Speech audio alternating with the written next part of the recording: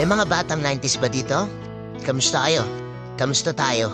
Alam niyo sa totoo lang tayo may pinakamasayang kabataan.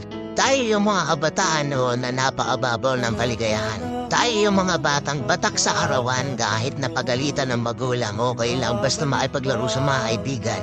Di natin alam kung ano yung teknolohiya. Di natin alam kung ano yung cellphone. Di natin kilala si Coco Melon. Kontenta na tayo sa mga laruan natin at sa kung ano yung meron. Tayo yung mga batang halos makompleto natin lahat ng laruan sa Jollibee at McDo. Bumibili tayo ng tigpipisong laruan baka sakaling may laruan dun sa loob. Naalala nyo?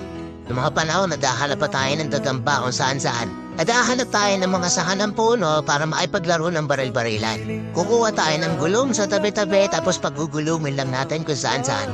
Mabibwisit tayo kapag hindi tayo pinayagan ng magulang natin makipaglaro sa mga kaibigan natin sa ulanan.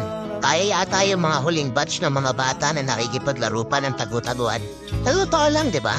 Real talk. Tayo yung mga simpleng batch ng mga bata. Tayo yung mga batang napakasimple lang ng kaligayahan. Pero yung mga batang yun ngayon, nagsilaki ka na. Andito na tayo sa tunay na hamon ng buhay. Yung struggle natin, ibang-iba.